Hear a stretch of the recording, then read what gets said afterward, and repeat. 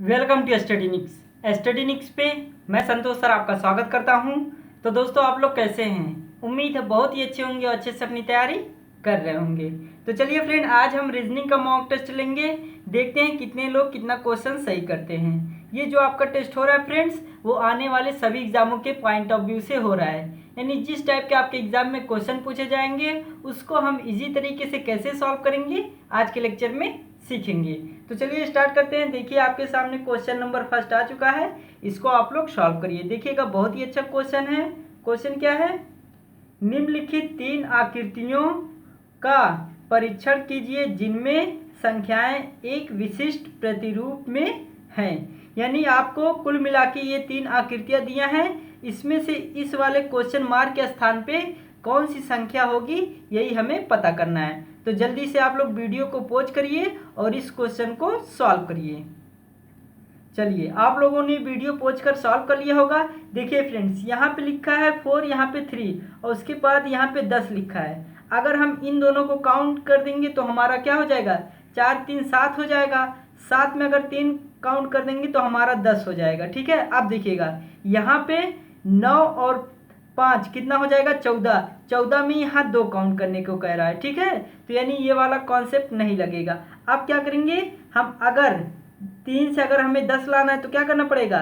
3 त्रिका 9 यानी 3 का मल्टीप्लाई +1 करना पड़ेगा, तो आपका 10 आ जाएगा। ठीक है, अब 10 को भागा करेंगे 2 से। 2 से हम क्या कर देंगे? 10 को भाग कर देंगे। देखिएगा फ्रेंड्स, अगर हम 2 से 10 को भाग कर देंगे तो आपका आएगा 5। 5 में से अगर हम 1 माइनस कर देंगे तो यहाँ पे आपका आया है कितना? 4। तो ये हो जाएगा 4। अब देखिएगा इसी कॉन्सेप्ट में हम इसको हल करेंगे। तो 5 का 3 बार मल्टीप्लाई कराएंगे तो कितना हो जाएगा? 5 3 15। 15 में 1 काउंट कर देंगे तो हो जाएगा 16। 16 दिया है। उसके बाद 16 का आधा करेंगे तो होगा 8। कितना होगा? 8 होगा। अब बताइए 8 में अगर हम 1 प्लस कर दें, 8 में अगर 1 प्लस कर दें तो आपका क्या हो जाएगा? 9। यानी पहले आपको 1 माइनस करना पड़ेगा, उसके बाद 1 प्लस। फिर यही केस यहाँ पे लगाते हैं। तो अब देखिए, पहले 1 माइनस किए फिर 1 प्लस, तो इसके बाद अब क्या करेंगे? यहाँ पे 1 माइनस कर देंगे। ठीक है फ्रेंड्स, ये आप लोग ध्यान रखिएगा। तो अब देखिएगा 11 का 3 बार मल्टीप्लाई कराएंगे तो 11 3 33। 33 में 1 काउंट कर देंगे तो आपका 34 हो गया। ठीक है, अब 34 का आधा करेंगे तो आपका क्या होता है? 17 होता है। कितना होता है? 17। अब बताइए 17 में से 1 माइनस कर देंगे तो आपका जो आंसर आएगा वो कितना आएगा? 16 आएगा। यानी इस क्वेश्चन मार्क के स्थान पे आपका 16 हो जाएगा। तो हमारे किस ऑप्शन में है? ऑप्शन बी में है, जो हो जाएगा इस क्वेश्चन का राइट आंसर। तो आप लोग, अगर आप लोगों को समझ में आ गया तो अच्छी बात है, नहीं तो फिर से देखिएगा, आपको 100% समझ में आ जाएगा। तो चलिए अगला क्वेश्चन देखते हैं, क्वेश्चन नंबर 2। तो चलिए फ्रेंड, क्वेश्चन नंबर 2 भी आपके सामने आ चुका है। इस क्वेश्चन में लिखा है नीचे दिए गए चित्र में भिन्न त्रिभुजों की कुल संख्या, यानी भिन्न में त्रिभुजों की कुल संख्या कितनी होगी। यानी इस फिगर में त्रिभुज कितने हैं हमें यही पता करना है। तो सबसे पहले अगर इसको ऐसे फिगर को आप लोगों को सॉल्व करना होगा तो सबसे पहले अगर इस वाले यानी इस वाले वर्ग में जितने त्रिभुज हैं अगर हम इसको निकाल लेते हैं तो हमें पता चल जाएगा कि कितने त्रिभुज हैं। इसका दूना इसको कर देंगे, फिर इसको। अब देखिएगा पहले इसमें देखेंगे तो अगर देखेंगे एक सिंगल सिंगल तो 1 2 3 4 4 त्रिभुज हुए। उसके बाद देखिएगा ये बड़ा वाला 5 हो गया। अब इधर से ये आपका 6 हो जाएगा। उसके बाद ये वाला 7 हो जाएगा। उसके बाद ये वाला 8 हो जाएगा। आपको समझ में आ गया? चलिए ठीक है, नहीं समझ में आया हम बताते हैं। पहले देखिए सिंपली आप लोग क्या करिएगा, 1 2 3 4 4 त्रिभुज हो गए ना। अब इसमें प्लस करना है। अब देखिए, अब यहाँ से एक त्रिभुज ये वाला, यानी 1 और प्लस 2 को 1 त्रिभुज हो जाएगा ना। फिर इसमें प्लस करिएगा, देखिएगा 4 और 3। अब 4 और प्लस 3 दोनों को अगर त्रिभुज साथ में लेंगे तो एक त्रिभुज बन रहा है कि नहीं? तो एक त्रिभुज हो जाएगा। फिर प्लस करिएगा 3 प्लस 2। अब ये देखिए एक त्रिभुज बन रहा है कि नहीं? अगर 3 और 2 को साथ में लेंगे तो एक त्रिभुज बन रहा है। उसके बाद फिर प्लस करिएगा 4 प्लस 1। ठीक है फ्रेंड्स, तो अब देखिए ये भी तो एक त्रिभुज बन रहा है, इन दोनों को साथ में लेंगे। ठीक, तो यानी कितने होंगे? 4 यहाँ पे है, 5 6 7 8 8 त्रिभुज हो गए। यानी इस वाले वर्ग में 8 हैं, तो इसमें भी 8 होंगे और इसमें भी 8 होंगे। ठीक है, तो अगर हम इन तीनों को काउंट करेंगे तो 8 को 8, 8 दूनी 16, अतिरिक्त 24 त्रिभुज हो गए। उसके बाद ये वाला देखिएगा, ये वाला एक त्रिभुज हो जाएगा 25, उसके बाद ये वाला, ये हो जाएगा आपका 26। उसके बाद ये वाला देखेंगे, ये आपका हो जाएगा 27। उसके बाद ये वाला देख लीजिएगा आपका 28। यानी इस वाले फिगर में कितने त्रिभुज हैं? 28। तो हमारे किस ऑप्शन में है? ऑप्शन ए में है, जो हो जाएगा इस क्वेश्चन का राइट आंसर। तो चलिए फ्रेंड अगला क्वेश्चन देखते हैं, क्वेश्चन नंबर 3। चलिए फ्रेंड क्वेश्चन नंबर 3 भी आपके सामने आ चुका है, इसको भी सॉल्व करिए। देखिए लिखा है, यदि MUMBAI ठीक है के लिए कूट है LSJXVC, तो DELHI के लिए कूट है। यानी अगर इसका कूट ये है, ठीक है, तो इसका कूट क्या होगा, यही हमें बताना है। तो सबसे पहले हम देखेंगे इन दोनों में क्या रिलेशन है। ठीक है, तो यहाँ पे सबसे पहले इसको सॉल्व करिएगा। यानी लिखिएगा MUMBAI।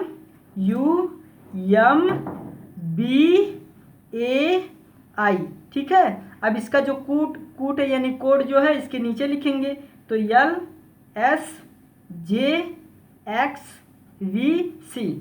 अब देखिएगा 13 का यम का प्लेस वैल्यू 13, यू का कितना होता है 21, यम का 13, बी का 2, उसके बाद ए का कितना होता है 1, और यहाँ पे देखिएगा फ्रेंड्स, यहाँ पे आपका आई है, तो आई का कितना होता है 9 होता है। ठीक है फ्रेंड्स, अब देखिए अगर हमें यल लाना है, यल का प्लेस वैल्यू आपको पता ही है 12 होता है, यस का 19, जे का आपको पता ही है 10, और उसके बाद इसका 24, इसका 22 होता है, और इसका कितना होता है 3 होता है। ठीक है फ्रेंड्स, तो अगर हम देखेंगे तो पहले आप लोग 1 माइनस करेंगे, यानी 13 में से 1 माइनस करेंगे 12, यानी आपका क्या आ जाएगा यल आ जाएगा।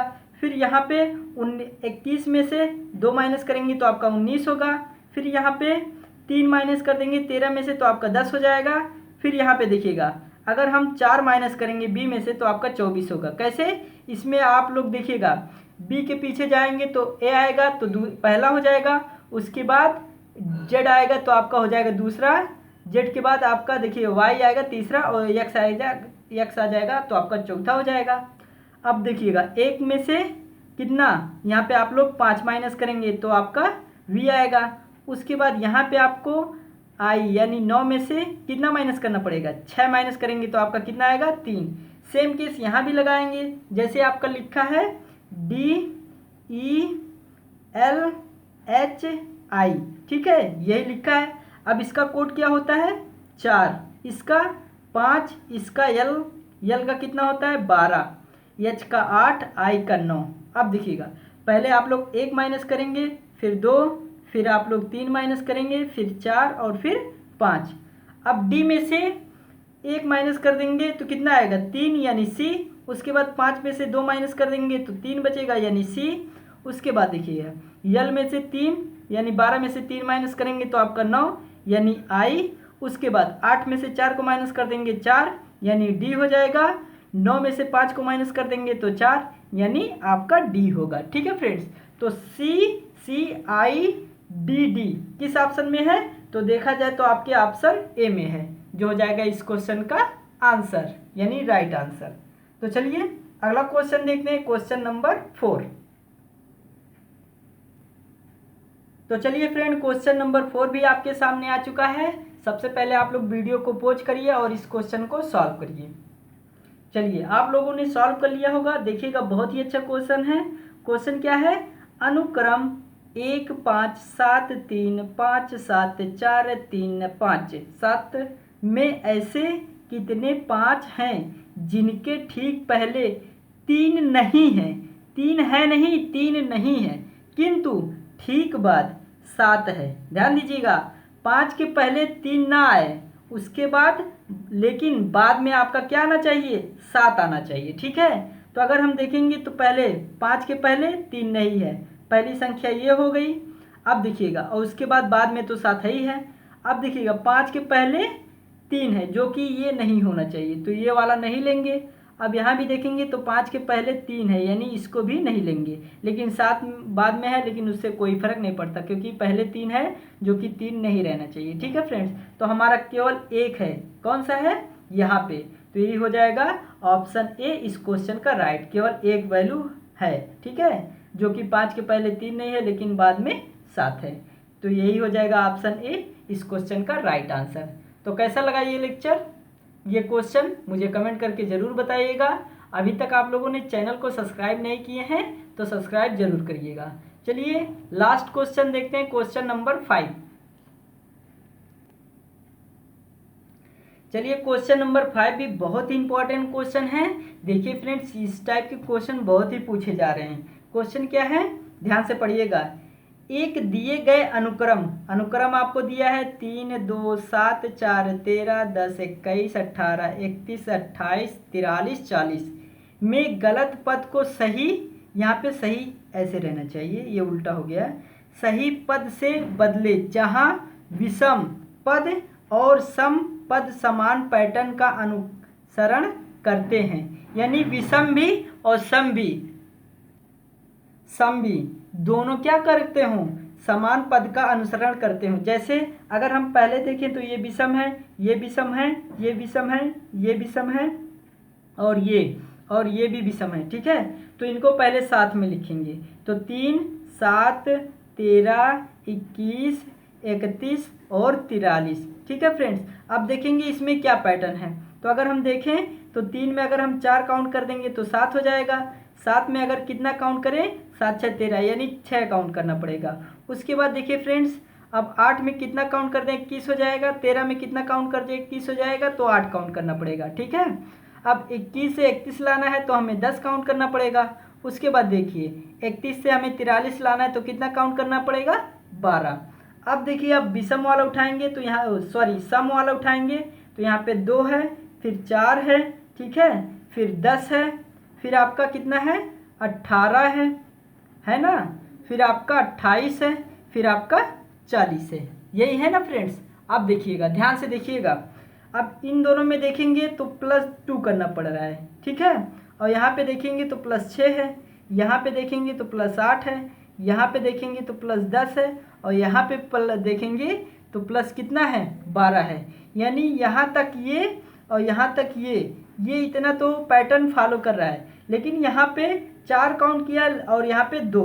ठीक है, तो गलत कौन सा होगा, यहाँ पे 2 होगा। इसके स्थान पे कौन सी संख्या रहनी चाहिए, 0 रहना चाहिए। क्यों, क्योंकि अगर हम 0 में कितना 4 प्लस कर देंगे तो हमारा क्या हो जाएगा, 4 हो जाएगा। ठीक है फ्रेंड्स, तो यहाँ पे क्या होना चाहिए, 2 के जगह पे 0 होना चाहिए, यहाँ पे 2 के जगह पे 0 होना चाहिए। ठीक है फ्रेंड्स, तो हमारे किस ऑप्शन में है, ऑप्शन ए में है, जो हो जाएगा इस क्वेश्चन का राइट आंसर। क्योंकि देखिए फ्रेंड्स, लिखा है में गलत पद को सही पद से बदलें, में गलत पद को सही पद से बदलें, इसलिए हम 2 के स्थान पे क्या होना चाहिए, 0 होना चाहिए। ठीक है फ्रेंड्स, तो कैसा लगा ये लेक्चर मुझे कमेंट करके ज़रूर बताइएगा। आज के लेक्चर में बस इतना ही, कल के लेक्चर में हम ज़रूर मिलेंगे। तब तक के लिए जय हिंद, वंदे मातरम।